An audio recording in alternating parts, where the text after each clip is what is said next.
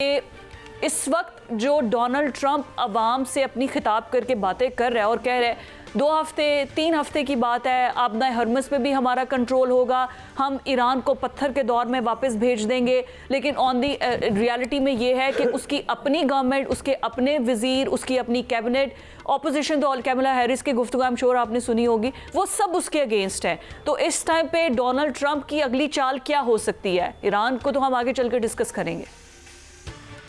जी बिस्मिल्लाहिर्रहमानिर्रहीम।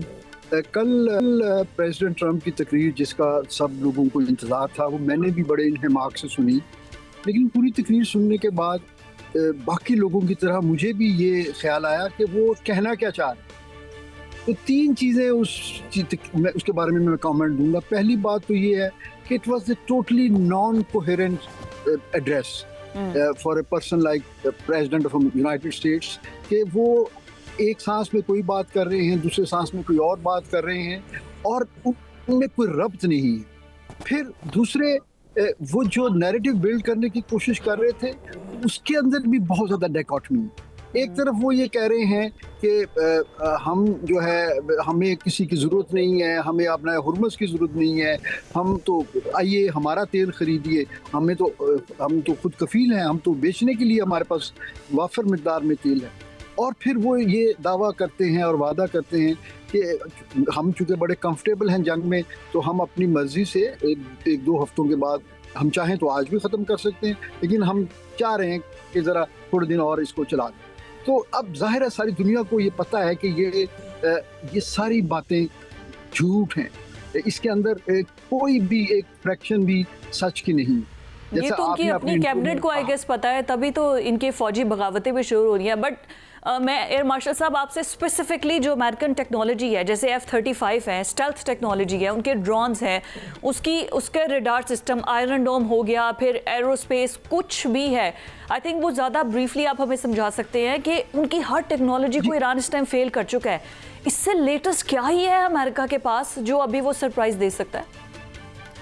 जी देखें, इसमें ना हमें एक बड़ी बुनियादी बात ये समझने की ज़रूरत है कि अमेरिका ने कोल्ड वॉर इरा में एयर और स्पेस में इन्होंने बहुत ज़्यादा डेवलपमेंट की, और उस वक्त अभी दूसरे जो मुल्क थे, यानी चाइना टेक्नोलॉजी में इतना एडवांस नहीं था और रशिया जो था उनकी टेक्नोलॉजी भी इनसे इन्फीरियर थी। तो उसी गुमान में ये अपने जो है बिल्ड करते रहे वेपन सिस्टम्स, और फिर जब 1990 गल्फ वॉर में इन्होंने एक टोटल एयर पावर की डेमोन्स्ट्रेशन जो है ना की, तो उसमें इनको अपने जो यूएस एयर फोर्स और मरीन्स के कैपेबिलिटीज़ पे इनको बहुत ज़्यादा एतमाद हो गया और एक एग्जेजरेटेड सेंस ऑफ प्राइड आ गया।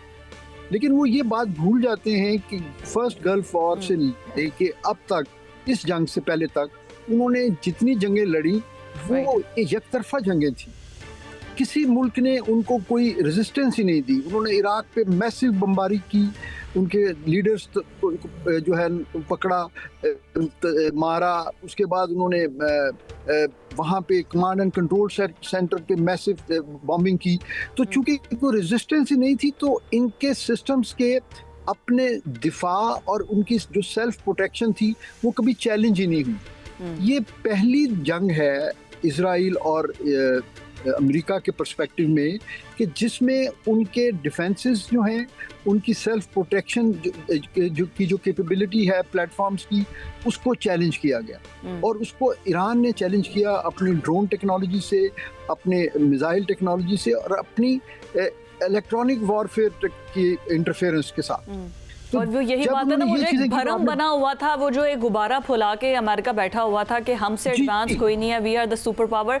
आई थिंक वो भरम अब टूट गया है इस जंग में। अभी तक इसका नतीजा नहीं आया, लेकिन भरम टूट चुका है। मैं मलिक साहब आती हूँ, भट्ट साहब को भी शामिल गुफ्तगू कर लूँ, मैं आपके पास आती हूँ। भट्ट साहब, अभी जैसे हम बात कर रहे हैं अमेरिकन भरम की, आई थिंक उसकी सबसे अच्छी एग्जाम्पल तो यही है कि पूरी टेक्नोलॉजी, पैसा, पावर, हर चीज़ होने के बावजूद भी आबनाए हरमज़ अभी तक ईरान के कंट्रोल में, और वो कह रहे हैं कि ये हमारे कंट्रोल में ही रहेंगे जितनी मर्जी अमेरिका कोशिश कर ले।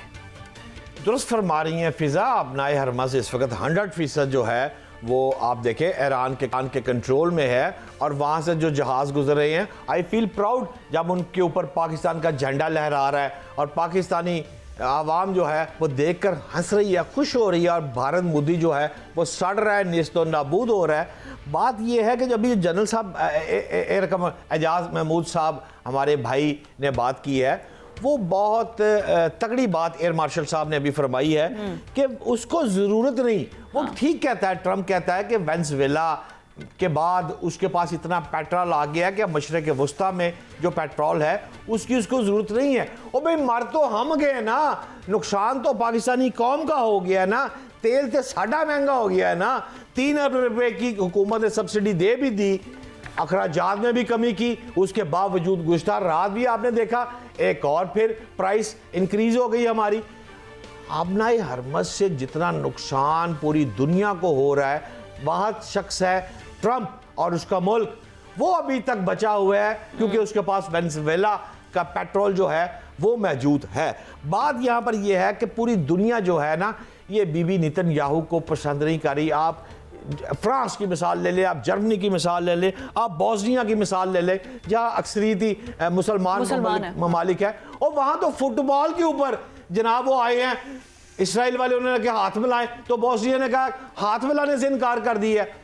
अब ये देखें ना, ये नफरत की एक लहर चल रही है, पूरी दुनिया में चल रही है, अमेरिका के लिए, इसराइल के लिए, ये पहले नहीं थी। अब नेटो शेटो सब खत्म, अब एक नया ऑर्डर आ रहा है। लेकिन किबला मोहतरम एजाज महमूद भाई, आप हमसे ज़्यादा जानते हैं, आप हमें आसान ज़बान में बता दें कि अब जो ईरान अमेरिका जंग है, इसका मंतकी अंजाम आपको क्या लग रहा है? अभी ये और लंबी जा रही है। वो कहता है जी मैं पत्थर के ज़माने में बजवा दूंगा। यार ये पत्थर का ज़माना क्या है? एटम बम मार देगा, क्या करेगा पत्थर का ज़माना? एलैबोरेट करें ज़रा मेरी आवाम के लिए आसान ज़बान में एजाज महमूद साहब। जी जी भट्ट साहब, बहुत शुक्रिया। देखें, बात यह है कि हर जंग का ना कोई मकसद होता है। इस जंग का कोई मकसद ही नहीं था। यानी इन्होंने दो बातें की कि जी हम रिजीम चेंज करेंगे, दूसरी बात की हम उनकी जो न्यूक्लियर कैपेबिलिटी है उसको ख़त्म करेंगे। तो न्यूक्लियर कैपेबिलिटी को तो आपने पिछले साल जून में भी दावा किया था कि हमने ख़त्म कर दी है। न्यूक्लियर कैपेबिलिटी तो ईरान के जो शहीद सुप्रीम लीडर थे वो कहते हैं हमने फतवा दे दिया कि हमें ज़रूरत ही नहीं है। तो एक ऐसी चीज़ जिसका वजूद ही नहीं है, आप उसको जो है तबाह करने के लिए आए हैं, तो फिर आप क्या करना चाहते हैं? अब आप ये देखिए कि जंग के 5वें हफ्ते में सूरत हाल ये है कि जो असल मकासद थे वो तो दुनिया भूल गई। अब अपना हुर्मुज़ तो जंग से पहले खुली थी, ईरान पे पाबंदियां थी। ईरान उस वक्त तकरीबन जो है वो $47 का चोरी छुपे दूसरे मुल्कों के नाम के ऊपर एलसीज खुलती थी तो वो तेल बेचता था। अब उस आपने हुर्मुज़ में जिसमें सारी दुनिया की लाइन ऑफ कम्युनिकेशन खुली थी, अब वो बंद हो गई हैं। तो यानी ये जंग आपने हुर्मुज़ की तो शुरू नहीं हुई। सर, जो सीआईए की रिपोर्ट है, आई एम श्योर आपने वो भी देखी होगी, वो कह रहे हैं कि अभी भी ईरान के पास टेक्नोलॉजी मौजूद है। ये जो 2-4 हफ्तों की बात कर रहे हैं, ये ड्रामाई अंदाज कुछ भी ले सकता है, चाहे ट्रम्प जितने भी, ये सीआईए की इंटेलिजेंस ऑफिसर्स रिपोर्ट दे रहे हैं। जी बिल्कुल। और अगर इन्होंने हमाकत की कि बूट्स ऑन, देखिए उनके पास 3 ऑप्शंस हैं। एक ये है कि वो सच बोलें, अपनी शिकस्त को जरा माइल्ड करके बयान करें, या और जंग से निकल जाएं। कोई बेइज्जती होगी, लेकिन Aahista Aahista, after all Vietnam से भी तो गए थे 20 साल, अफगानिस्तान में भी तो खाक छानते हुए गए। क्या हुआ? किसी को फांसी लगी अमेरिका में? क्या आपने 20 साल में वहाँ पे क्या निकाला? ठीक है ना।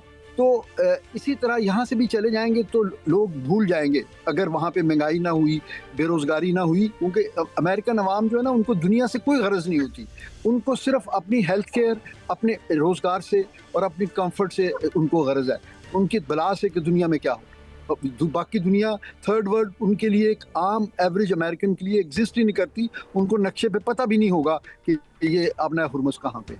लेकिन ये एहतराम एजाज महमूद भाई, फिजा मेरा ख्याल है ब्रेक पे जा रही है, तो मैं जाते जाते ये पाक जो जंग चल रही है, पाक अफगानिस्तान की, एक आपसे शार्प सवाल जरूर पूछना चाहूँगा इस वक्त मेरे मुल्क का भी बताएं, अमेरिका की लड़ाई हो रही है ईरान के साथ, यहाँ तक तो मुझे समझ आती है। एजाज साहब, क्या पाकिस्तान और अफगानिस्तान का इस वक्त क्या हाल है? जंग की मेरी आवाम जानना चाहती है, कुछ रहनुमाई फरमाए। आपने गौर किया कि बन्नू में खुदकश धमाका कल भी हुआ है और थाना डोमेल की हदूद में, वहाँ पर हमारे प्राइम मिनिस्टर प्रेसिडेंट ने भी खिताब किया है, लेकिन वहाँ का सीएम ने कोई रद्द-ए-अमल नहीं दिया। तो क्या ऐसा होता है? क्या चल रहा है केपी के हुकूमत में? कैसे जंग लड़ी जा रही है? आवाम परेशान है, कुछ रहनुमाई फरमाएं। जी, ये बड़ी मेरे ख्याल में बदकिस्मती की बात है कि एक ऐसा सूबा जो गुज़श्ता कई सालों से जेन्युइनली टेररिज्म की वजह से हालत जंग में है, उस सूबे का अपनी फेडरेशन के साथ एक डिस्कनेक्ट है। ये जो पॉलिटिकल ये जो वैक्यूम हमने क्रिएट किया हुआ है, इसमें मैं समझता हूँ कि दोनों साइड से इन लोगों को होश के नाखून लेने चाहिए और ये रिकंसाइल करें, क्योंकि इसके बगैर दुश्मन तो चाहता है, ये दुश्मन अफगानिस्तान की सूरत में प्रॉक्सी हो या भारत की सूरत में खुला दुश्मन हो, वो तो चाहता है कि आपके घर में भाई भाई से लड़े।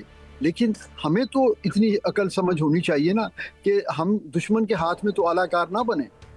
हमें अपने इन चीज़ों से, देखिए दुश्मन को इस बात से कोई गरज नहीं है कि हम शिया हैं या सुन्नी हैं, उनको इस बात से कोई गरज नहीं है कि भट्ट साहब पंजाबी बोलते हैं और एजाज साहब पश्तो बोलते हैं। उसने हमें मारना है तो उसने हमें मुसलमान समझ के मारना है, उसने हमें पाकिस्तानी समझ के तबाह करना है। उसका वाहिद मकसद यही है। ये तो हमने अपनी अपनी जो है 1.5 ईंट की मस्जिदें अलग बनाई हुई है ना, और ये भी सारी फितना जो है ये अंग्रेज यहाँ छोड़ गए। आज से 200 साल पहले क्या यहाँ कोई बरेलवी था, कोई देवबंदी था? शिया सुन्नी का किसी को पता नहीं होता।